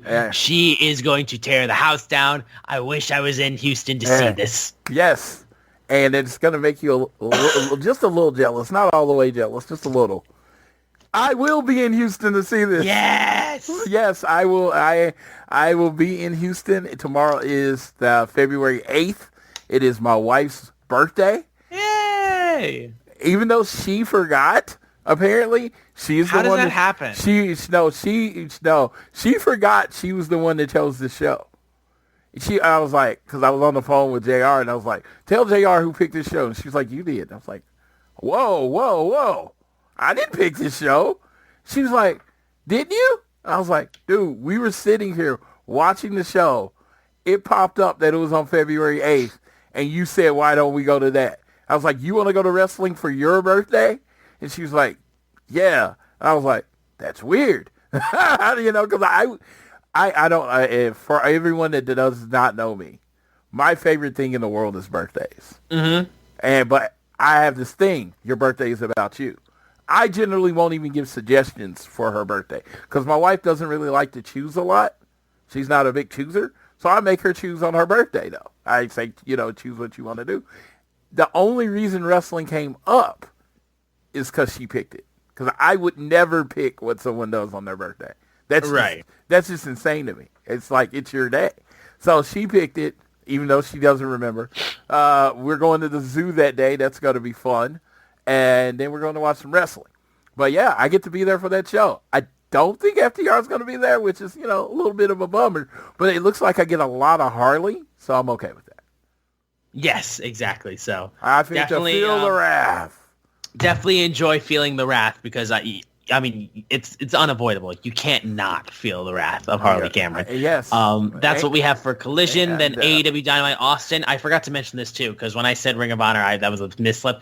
The show is on Tuesday, February 11th. It is pre-taped and will be airing on Wednesday, February 12th at the normal time. And I found out that is so everyone can get to Australia because you lose a day when you go to Australia. So yeah, time difference is huge. Yeah. So they're going to leave Tuesday, but they're not going to get there till Thursday because of the time difference. Exactly. So the only two matches we have announced for that are the two title matches. I mean, the title match between Hurt Syndicate and Guns for the tag titles, and then Dustin Rhodes facing off against MJF. Yes. So I'm looking forward to that. Yep. So that is everything we got previewed. There's a couple of bit of additional things we want to touch on, some other headlines before we get into the post-wrestling part of the show, and I talk about my time on the Jericho Cruise. Floyd, what are the other headlines that we have from AEW? Okay, while we were gone, Megan Bain Megan Bayne made her debut on Collision, won the match. And then it was announced that Megan Bayne is officially All Elite. That should be fun. And then it was announced today, and this is, loosely AEW, Mercedes Moné is doing her first independent show since 2011. So her first independent show in 14 years on March 15th, 2025 for House of Glory Wrestling in New York. So definitely go to House of Glory's Twitter page. They sent out a press release. Go and sign up, buy tickets, really support House of Glory. I'm a big fan of Amazing Red. And if you see when she is training to get back, when she's going to train in, she trains a lot at House of Glory. So that's a big shout out, and that's going to be a big shot in the arm for their business, especially for that show. Oh yeah, for sure. But that is going to do it for that portion of this show. So if you're tired, we're done with the AEW direct stuff, show reviews, all that stuff. Me and Austin are about to talk about his trip on the Jericho Cruise. Jericho Cruise is pretty much an AEW cruise. It is, yeah. Yeah, so AEW, so got AEW talent on it all over. And our show is called All Things Elite. So this is directly AEW related. Oh, it's part of the show, yes. But this is going to be fun. I had been seeing pictures and videos and stuff, a lot of this, and I'm going to tell you it's fun. So shout out to my boy Jason Roberson. He found Austin, and then they got a picture together. And my friend Stacy, I sent the video, and she was like, "That's your friend?" I sent Austin the video. She was like, "Oh, that's your friend," and she was there, and So our boy Austin was the passenger MVP of the Jericho Cruise. I guess that was the case. Yeah. So, I honestly, like I said, Floyd has done this cruise. He did it back in 2020 during Loved it. It one of the best times of my life. If it wasn't for things like WrestleMania and going to London, I would have been on this boat every year. But, you got to choose. You can't do everything. No, and I have been on multiple cruises. I've not been on the Jericho Cruise, and it was always something I've wanted to try out. And it was absolutely batshit insane, like just the stuff that took place on that cruise. Like I did a photo dump on Instagram, and I barely scratched the surface of the stuff that happened on that cruise. First of all, the sail away party with Fozzy opening things up was awesome, and how that transitioned right into wrestling. We actually got right on the barricade ramp to high five wrestlers and everything like that, which was awesome. I will say I was able to talk to a few people who have been on every single cruise, which also, like, y'all are psychotic. I can't believe y'all have been able to go on every single one of these. Like, that's wild to me. They happened to say that the wrestling on the cruise was one of the weakest ones, actually, for previous ones. And it makes sense when you think of, like, the other wrestlers that have been on the cruise in the past. That being said, wrestling from just a straight-up point was solid all the way through. The best match, though, was the Oceanic title match, which let me real quickly pull up the match, the results of that, so that way I know exactly, because I gotta remember their names too, because they had some really good matches too. It was Mojibari versus Michael Oku for the Oceanic Championship. That was the best match of the entire cruise. Like, they wrestled their ass off in that match, I will say. That was very, who won? Very. It was actually won by Mojibari. He became the new Oceanic champion. Mojibari. Yep, so shout out to those guys. I saw Michael Oku, like, all over the ship. I actually wasn't too familiar with him, but nice dude. I think it was very clear to me that the A and B in terms of King and Queen of the cruise was Will Ospreay and Harley Cameron. Obviously, Will Ospreay looks like he's having the time of his life in every video that I see. This man, I do not understand how, because when he was on Dynamite this week, I'm watching him, and I'm like, I all the images in my head are running through of like what this man was doing on the cruise, even the stuff that I was asleep for that he was doing, because I saw videos from the cruise while I was asleep, because these guys were like in the atrium of the cruise, like wrestling with each other at like 3 a.m, and I'm just like, how the hell did you even make it to TV this week? Like, I don't know how he survived. He was just walking around, sex on the beaches. He was getting people like first night of the cruise. He's like, I told my mom I'm going on this cruise, and she said, I'm so proud of you, Ospreay, but I'll be more proud if you get an entire cruise ship of people to drink sex on the beach with you. And he, like, I saw drinks in this man's hands. Like, he's just carrying them around, and he's just like, he's lit at all times. It's so funny. And that man had the time of his life, and he was a man possessed on this cruise. Harley, on the end, meanwhile, was just, I mean, she did everything. She was wrestling. She had her own concert on the cruise. She showed up at karaoke and absolutely murdered it. She was awesome. Unfortunately, as I was trying to do, I tried to get a picture with Harley Cameron. I tried. And I saw her multiple times on the cruise. Actually, first day we were there and we were eating lunch, we saw her eating food with RJ City. Was not going to interrupt her. And like basically I was just biding my time for the right moment to be like, hey, big fan of yours. My sister actually got a cameo of you for me for Christmas, and it was amazing. I was going to show it to her, and we were going to talk and all that kind of stuff. Didn't end up working out. Every time I tried to go talk to her, she was always busy, it seemed like, and I just waited. I was like, I'll see her later. And then when we had the autograph signings, as we're walking into the room to do the autograph signings, she walks out the door and goes into the elevator to get ready to wrestle. And I'm just like, no shot that just happened. I was like, are you kidding me? I was like, that's a bummer. But so I feel like you got something better than the picture. I was just going to say, though, that doesn't take away from the fact, though, that like even though I didn't get a picture and I didn't get the chance to like, chat with her for a little bit, what I got instead, I prefer. Because, like I said, she sang on the first night of karaoke, and she fucking murdered it with a full power ballad. What'd she say? And then, what the fuck is the name of the song? When you touch, what'd you say? All coming back to me. All coming back to me now. Yeah, okay. Yeah, she sang that. So, she sings that, and then when she came out because she was also introduced by Timeless Tony Storm too, which was amazing. Like I knew, like leading into this, I'm like, I'm after her, because they do the thing where they're like, this person's singing, next up is this person, and then after that is this person. So they like say the next 3 people that are going to be singing. So I knew, I'm like, I'm next. I'm like, am I going to get introduced by Harley Cameron? And that's exactly what fucking happened. She gives me a full-on introduction. And she, like, says, he's from Michigan.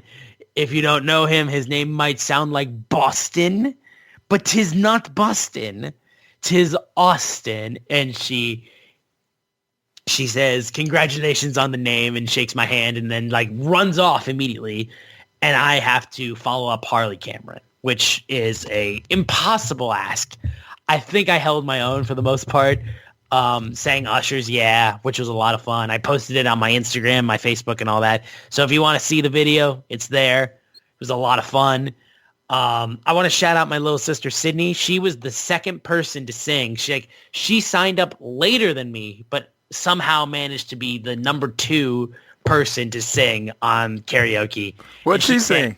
She sang 1,000 Miles, Vanessa Carlton. Oh, cool. And she was the first person to get Will Ospreay on the dance floor.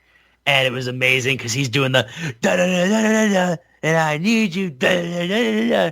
And like I was like, she fucking got Ospreay on the dance floor to start dancing, and I could tell it made her immediately more nervous because she was aware that he was there at all times. But she killed it, and it was awesome. And yeah, dude, it was just going from every single night. Basically, was I went to karaoke, and then Ospreay and his crew moved like a fucking, like just like a pack of wolves, as they would go straight from karaoke right to the DJ booth for the after party where Juventud Guerrero was doing the DJing. And dude, it was fucking wild just going from singing and then just going to the club with these guys, basically. It was so weird.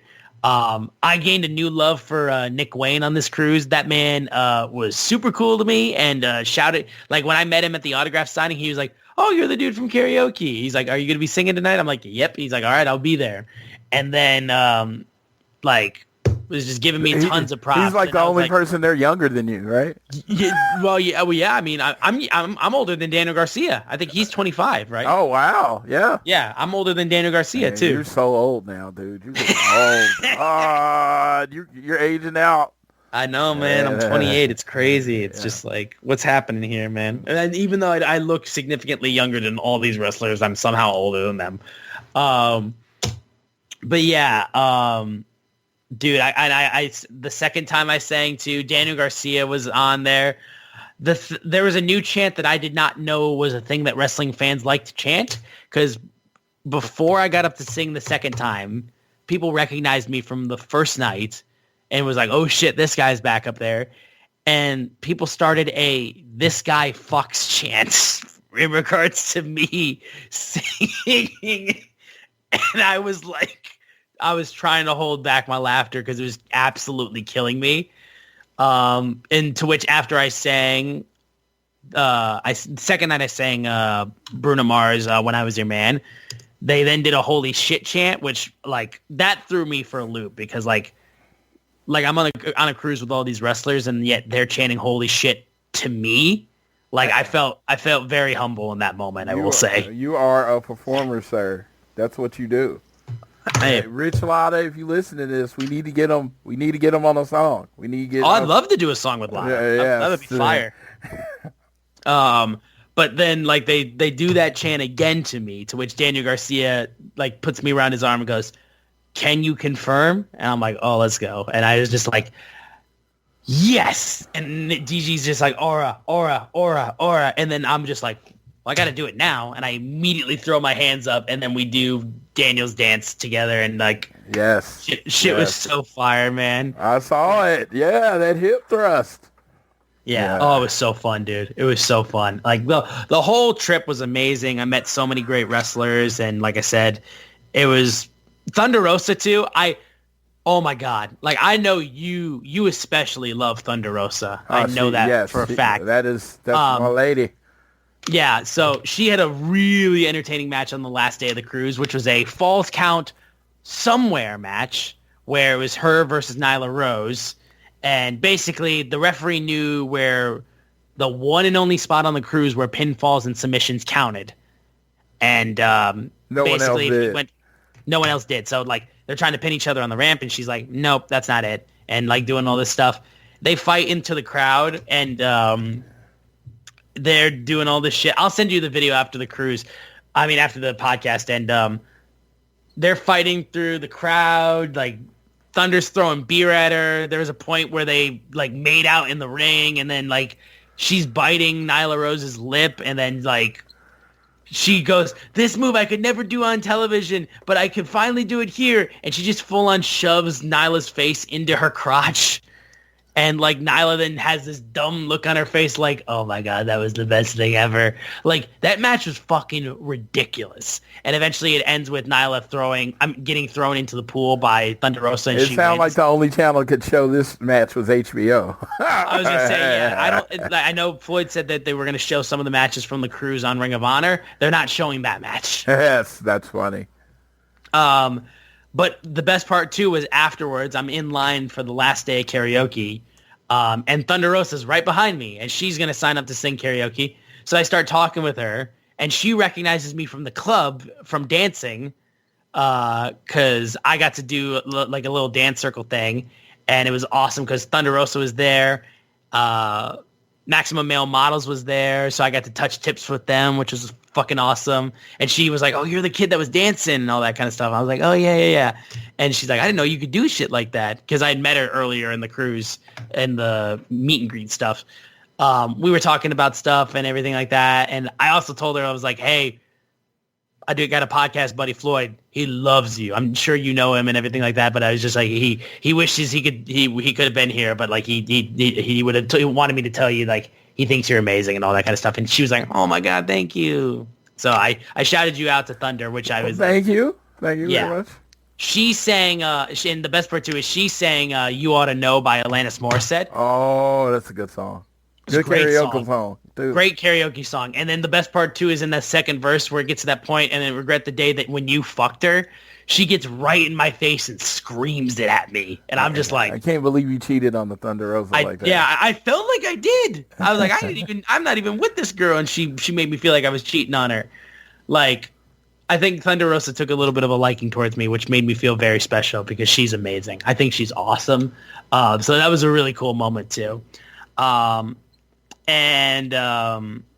Yeah, dude, I mean, just so many things I could say about the whole thing. Nigel McGuinness also had an amazing magic show. I want to shout that out as well. And the karaoke from the wrestlers, dude. I mean, I saw Ospreay singing Don't Stop Believing, Bye Bye Bye. He got all the wrestlers on stage to sing Bohemian Rhapsody. CD did Bust a Move, which fucking, I was like, oh my God, this man's literally rapping Bust a Move, and I was like, let's go. And then Harley Cameron's concert too. She opened it up singing Suit and Tie, an acoustic version of Suit and Tie by Justin Timberlake, and I'm like, you're literally the love of my life. Like, you're picking all the good songs to sing. She sang that, and then she sang Let Me Love You by Mario. And I'm like, what the fuck? That's Daniel Garcia's song. Yeah.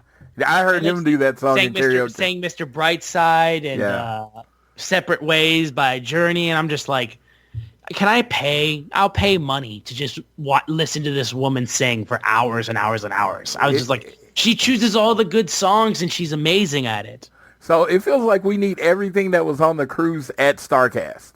Yes, I need a Harley Cameron concert at StarCast, and I said specifically when I sang When I Was Your Man, I was like, this is my unofficial audition to be Harley Cameron's backup singer.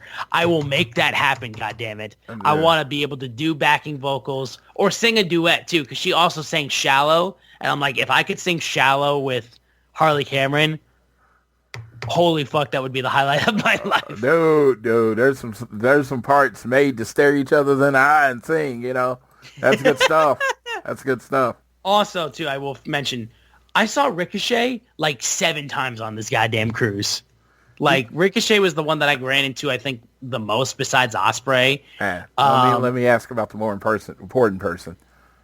Did you see her? I see with Ricochet?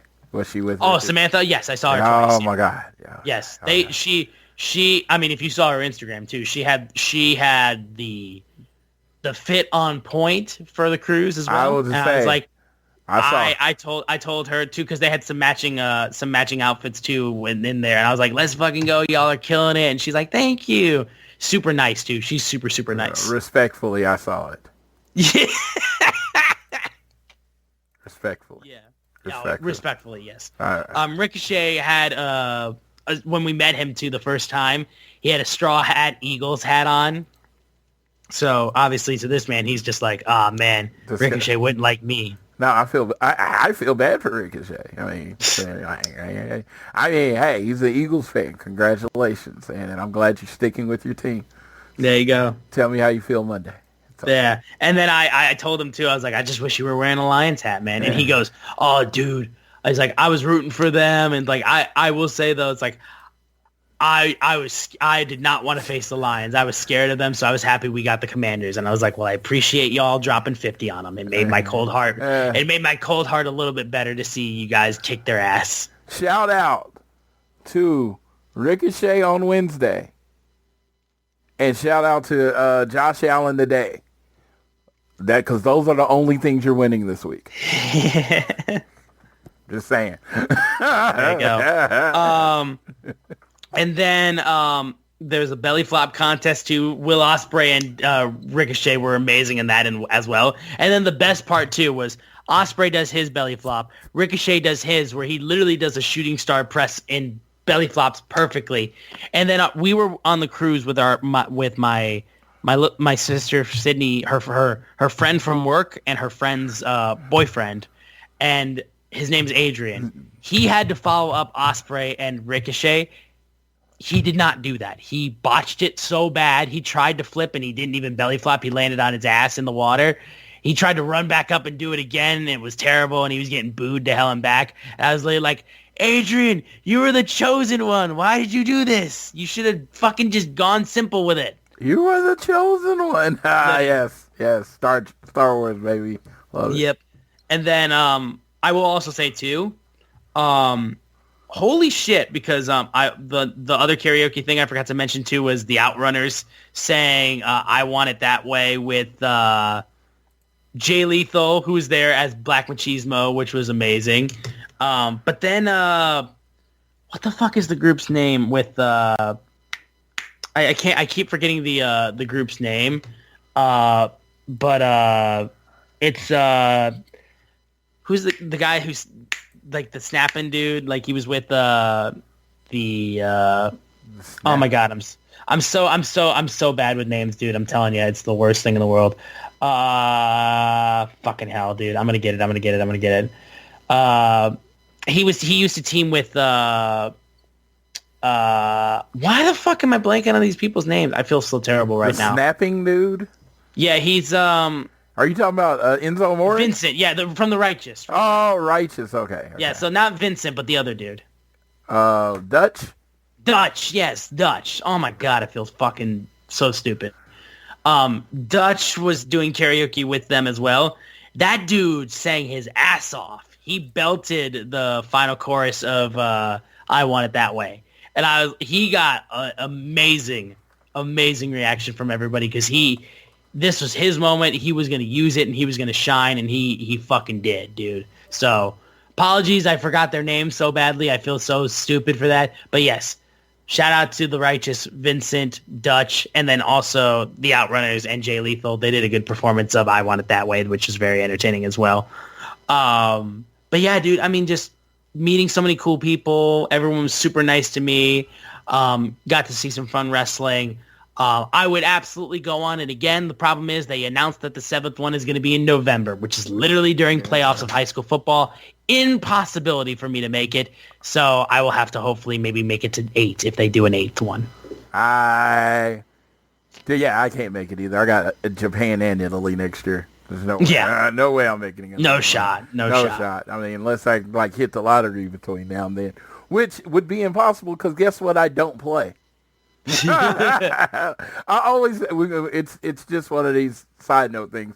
Me and my friends always talk about when we play the lottery, and one day I just realized I'm never going to do that. I'm never going to win because I never play. Like very occasionally, I play twice a year. You know, so no. It'd almost be unfair if I won it because I don't play it that often. And, there are people that play it every week, no. But I am glad you had an amazing time. I was so happy that you got to experience that, you and my girl, Sydney. I'm very happy. My boy J-Ro was on there. My boy. Yeah, I saw J-Ro as we got off the ship. We were literally waiting for an Uber, and he finally he came up, and I was like, oh, shit, there you are. Yeah, my boy Chris Raines was on the boat. I'm glad he had fun. Stacy, Johnny, the AEW girls, Lauren May, and all of them. They were on the boat, and they all looked like they were having an amazing time. See, me and like me, how I work, FOMO is a very real thing for me. But once everybody's there having a good time, I am just so ecstatic that y'all are having a great time. I was glad it was for y'all. I'm hoping to move it to November. They can get hopefully like bigger names on there, and maybe they can finally do the live Dynamite from the boat. Yes, I will say too. Like the biggest thing I hope they take away from this is we need live Dynamites back on the cruise, dude. Because like when they did that back in 2020. Like, that shit was so fire when they had Hangman and Kenny there, and Hangman's literally drinking with everybody on the cruise. Like, you got to do that again, man. I know, obviously, now that it's happened so many times, like, they got big names, obviously. Let's not be frank. They got Will Ospreay. They got Ricochet. They got Timeless Toni Storm. They got Mariah May. I mean, they had Mariah May until she unfortunately had to bounce. But they got Harley Cameron, which I mean, like, I'm not fucking complaining. They got some good big names. And they have a built-in hot crowd. It's a hot crowd that's a little drunk, probably more than a little drunk.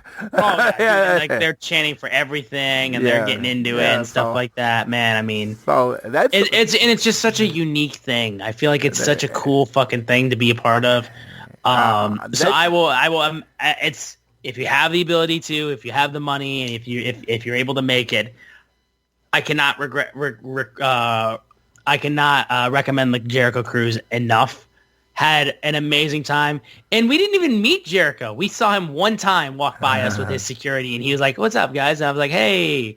We didn't even get the chance to meet Jericho straight up, and I say we saw Jericho, and we said, "Hey." So but I love the Fozzy performances. You got to see Downstate perform. Yes, perform Kingdom, and they did Show the World. Yeah, I would. I'm here to show the world. Did Dolph Ziggler come out when they did that one? No. That was the other thing. Brad Williams, dude. That's one thing I forgot to mention too. Brad Williams, dude. That motherfucker. There, at one point during karaoke, someone starts singing "Let the Bodies Hit the Floor," and fucking Brad just starts moshing, and I'm pushing Brad in the mosh pit, and I'm terrified I'm gonna actually push this dude over. Dude, he weighs more than you. I know he does, but I was still just like, dude, it's like, it's not even the fact that I would push him over. I think I felt like I'd elbow him in the head almost. Yes. I was going to say, he's built like a bowling ball. I'm pretty sure I could knock him over. He was entertaining as hell, he's a sturdy one. Dude, yeah, I saw my people having a good time. I was a little jealous just because I wasn't there having a good time with you, but I had my own good time. So, that's what it's about, dude. You're not going to, I'll tell anybody everything. When you get into this wrestling fandom, you feel pressure to go to everything. No one goes to everything. No one. You got to you're going to have to make sacrifices and picks all the time. Just focus on where you're at in that moment and just be present, and that's what you should do. Yeah. No, I'm just grateful. Shout out to everybody on the ship, the crew, the staff from Six Man. Like, all y'all were amazing. The person who ran karaoke, I got a picture with her too, because I was just like, you're awesome. Because, dude, I don't know how she was able to wrangle Will Ospreay. This man's just going like, I'm so special on the microphone and screaming how everyone's going to the after party. And I could see this girl just being like, okay, because I heard they broke a TV last year on the cruise too. And I'm just like, how the fuck do you wrangle these guys? Like they're wrestling each other at like 3+ in the morning on the ship. And I'm just like, they're just a bunch of fucking like, it's like people drop puppies into your room and they're just like, all right, you handle it. Like, they are filled with so much energy and just insanity. Like, they are people. Yeah, they are a special bunch. Also, shout out Frank the Clown and Noel Foley. They were there too, and they were nice. Oh yeah, Noel's really nice. Frank was always cool when I'd run into him. It's just like, yeah. I will say though, man, just the fact that from when I did that karaoke performance, and I got I finished the performance and reaching up to the stage as Will Ospreay to shake my hand up for my performance. That man is the 5-star king, and the fact that I performed for him and he gave me the nod of approval right there, nobody can tell me shit, because I got Will Ospreay to appreciate my performance of anything, which is nutty to even say. And for all you hanging around, what other podcast is that happening on? Only this one. Only this one. Only this one. Only this one. Do you got the king of the Jericho Cruise, Austin Sumowitz? That's what you only here. Are you getting that? Okay. At least the king of karaoke. I'll take that much at least. You find me another AEW podcast where both hosts have been on the Jericho Cruise. I did not perform because I sing like nails going against the chalkboard, so I'm good. If we were on it together, I would have absolutely forced your ass up there to be like, you gotta say something. I am very confident in my lack of talent. So so I would have introduced Austin or something like that, or a word, you know those songs where you sing it and it just has that one word you have to say, or Tequila. Yeah, I can do that. But Floyd can't hold a note. So yeah, in all the performing talent on this side on this show, firmly in Michigan. This Oklahoma boy, I mean, I like country music, but I can't sing it. I love to sing. I love to dance. I do neither well.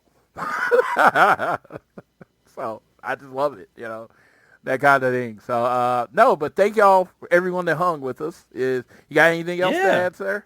That's basically it, man. Like I said, I could talk about that forever, but that's basically the highlights of all of it. Okay, so. I'm a fat guy, so I do have to ask one question. What was the best thing you ate on the cruise? Hibachi. There was a hibachi restaurant that they had there, dude, and it fucking took me out. I could not believe how good that shit was. And what was the best drink you had?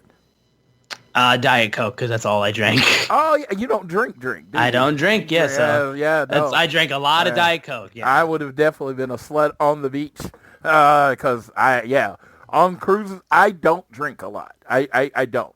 I would say in a year, less than 5 drinks. Mm-hmm. When I go on a cruise and I've bought the alcohol package, I am an alcoholic for 4 days. There it is. Man. For 4 days, and then I let it go. And then it'll probably be another whatever before I drink, because I don't drink that often. Like I got the bottle of champagne for Sunday. I'm mostly going to pour it on me than drink it if, I get to open it. Yeah, no, that hibachi restaurant though, dude, holy shit! Like we had it on we saved it for the last day of the cruise, and I was like, this thing is gonna take me out. I can't believe how good this shit is. Like it's so fucking good. So yeah, I enjoyed myself tremendously. Shout out to everyone I met on that too. Like I know there's a few people that followed me afterwards, and y'all are awesome. I appreciate y'all, and I think that'll do it, though, for this episode of All Things Elite, guys. Thank you for tuning in. Thank you for sticking to the end and listening to my stories from the Jericho Cruise. Like I said, Floyd said that I believe we're going to get those matches aired on Ring of Honor, so watch those matches because they were fun. They were enjoyable. I wonder if they'll include the final match of the cruise where Jericho enlisted the help of Timeless Toni Storm and she started beating up all the men because I wish they show that, because they should show that. That should be on TV every week. That's pretty dope. Be sure to follow the show on YouTube Music, Apple Podcasts, and turn automatic downloads on, whether you listen to us on Spotify or anything like that. Share us around with your friends, family, coworkers, whoever you wish. Rate, review, subscribe. Follow us on Twitter at ATElitePod, at Social Suplex, are the guys that make this show possible. Check out all the other shows they have on their network. I am at Austin Szumowicz, SZUMOWICZ. Floyd is at Floyd Johnson on Twitter. And if you want to see all of the pictures I posted, you can follow me at SZoomer4 on Instagram, so you can see all the pictures and videos and the performance too, if you feel so inclined and you want to watch my low karaoke performance, and more importantly, Harley introducing me. That's where you can find that. And yeah, that's all I got. So I'm going to pass it off to my buddy Floyd so he can take us home for this episode of All Things Elite. All right. Thank you, everyone that stayed with us. Jericho Cruise is a unique thing, and when either one of us are on it, it's always fun to talk about it afterwards. I want to wish you all the best week. Make sure you watch the Super Bowl this Sunday. It should be fun. My mood will definitely change if it doesn't go the way that I think it's going to go. But no, thank you all for listening. Thank you, Austin, for always being here. You got to be at work tomorrow. This is his first day back in over a week. So have a good day at work. Get you some rest. All of you, make sure you're drinking your water, getting rest, taking your multivitamins. The flu seems to be taking people out.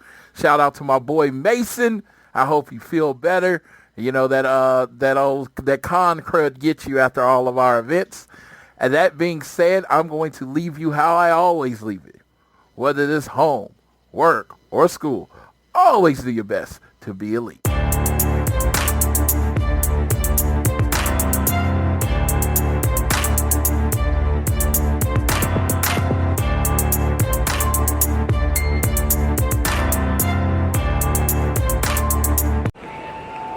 Ladies and gentlemen, we are now boarding Group A. Please have your boarding passes ready to scan. If your phone is cracked, old, or was chewed up by your Chihuahua travel companion, please refrain from holding up the line. And instead, simply go to Verizon and trade in any phone in any condition from one of their top brands for the new Samsung Galaxy S25 Plus with Galaxy AI on Unlimited Ultimate and Watch or Tap, also on them. Service plan required for Watch or Tap. Trade-in and additional terms apply. See Verizon.com for details.